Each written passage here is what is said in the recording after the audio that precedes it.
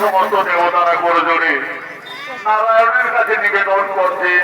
এই মন্দির আরাধ্য দেবতা দানবের অত্যাচারে তাদের বাহুবলে পরাজিত হয়ে আমরা ভয়ে স্বর্গের সমস্ত দেবগণ স্বর্গ থেকে একে একে করছি পলায়ন। এর বিহিত ব্যবস্থা করুন প্রভু। সঙ্গে সঙ্গে নারায়ণ বলছেন, শোনো দেবগণ, পুরুষ শক্তি দ্বারা না হবে নিধন, দানব সূক্ষ্ম নিঃসূক্ষ্ম, তাদের সংহার করতে হলে তাই একমাত্র নারী শক্তি। যে নারী ছল করিয়া ময়নের করিয়া ধারণ, যেদিন তাদের সঙ্গে বনিবে সেই দিন হইবে বিনাশ, সেই দানব সূক্ষ্ম নিঃসূক্ষ্ম। দেবাদিদেব বাবা মহাদেব বলছেন, তাহলে দেবগণ আর আমাদের বিলম্বে নহে প্রয়োজন, চলো আমরা একত্রে মিলিত হয়ে বিশ্বজননী মহামায়া আত্মা শক্তি মাতার কাছে গরিব গমন।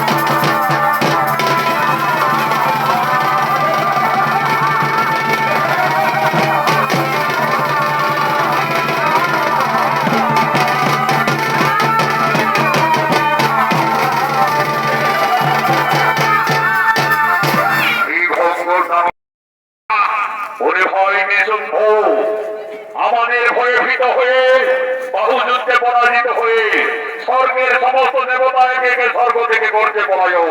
চলো এই মুহূর্তে আমরা ইন্দ্রের দেব সভায় করি আক্রমণ।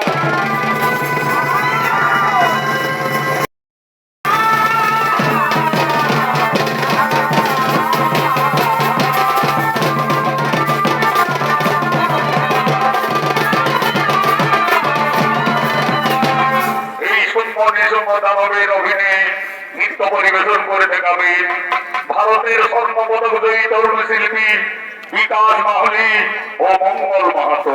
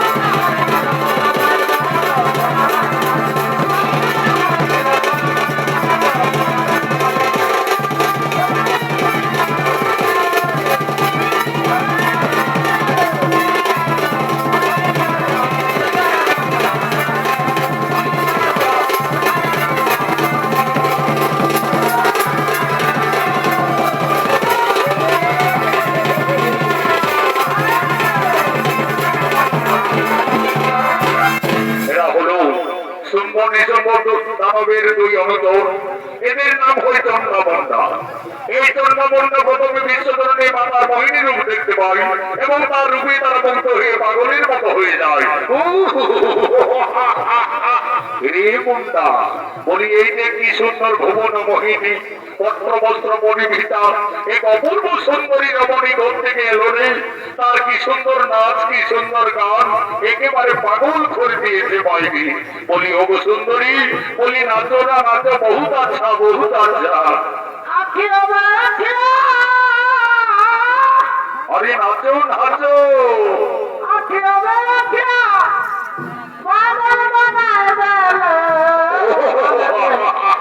পাগল বোনাই দেলে বহুত আচ্ছা বহুত আচ্ছা। जब तो लड़की रे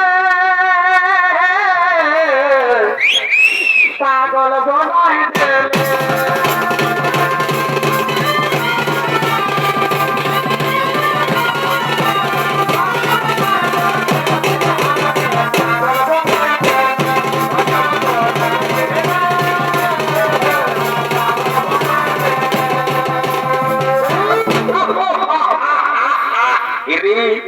বলি এই সুন্দরীকে যদি আমরা বিয়ে করে আমাদের ঘরে নিয়ে যেতে পারি তাহলে খুব মজা হবে ভাই। তবে আগে তার পরিচয়টা জানতে হবে। ওই সুন্দরী হঠাৎ করে রণক্ষেত্রে ঘর থেকে এসেছে, তার কিটা পরিচয়। তবে দেখ ভাই, আমাদের দুজনের যা রূপ যা চেহারা, তার কাছে গেলে সে হয়তো আমাদের ভয়ে পালিয়ে যেতে পারে। আমি বলছি শোন, তুই কিছু দূরে বসে থাক, ওই সুন্দরী কোথা থেকে এসেছে আমাকে আগে জানতে দে, তারপরে ওই সুন্দরীকে বিয়ে করে আমরা আমাদের ঘরে নিয়ে যাবো। যা ভাই তুই সেখানে বসে থাক। বলি ওগো নারী, তুমি শুনছ? বলো না গো, তুমি কোথা থেকে এসেছো, কোথায় করিবে গমন, কিবা তোমার পরিচয়? ওগো নারী, তুমি বলো না গো, তুমি কোথা থেকে এসেছো, কোথায়? বোকা কি আর গাছে বলে? তোর বড় হড়গড়ি হয়েছে, তোকে বলছি বসে থাক, আমার পিছনে পিছনে তুই এই পরিচয়টা দিয়ে নিয়ে আসবি না। সত্যি রে দাদা, তুই খুবই ভালো বড় দাদা রে। যাবার আগে তোকে তোকে চমু খাবো রে। ওই সুন্দরীকে দেখে মনটা আমার তখন থেকে টহুক টহুক করছে রে, টহুক টহুক করছে রে। দাদা তোকে তোকে চমকাই তোর পাইয়ের দোলা তোর মাথায়। ওই সুন্দরীর কাছে তোরে আমি খবর আনতে পারিয়া দিচ্ছি, আমার পায়ের দোলা তোর মাথায় নেমে আমার দিকে যা যা যা, দেরি করি না, যা খবরটা নিয়ে আসতে যা। বলি ওগো সুন্দরী, বলি ওগো নারী, তুমি বলো না গো এইদিকে তো সব হিরো তোলে বাবা, তাহলে কোথায় গেল সুন্দরী? ও ভাই সুন্দরী, ওগো নারী, তুমি এদিকে তো সবর্ণ মহিলারই বাবা মারে মোরাবে ভাবনা বাবা, তাহলে কোথায় গেল, কোথায় গেল সুন্দরী? ও সুন্দরী, ও দাদা বলে গেছি সব দিকে চললাম, এই সুন্দরী রূপ থেকে আমার একটা চৈতই ভিউজ হয়ে গেল দাদারে। ভাই ভাই আজ দুজনে গিয়ে দেখি ওই সুন্দরীর কি উদ্দেশ্য, কোথা থেকে এসেছে, কোথায় করিবে গমন। চল চল। বলি ওগো নারী, তুমি শুনছো?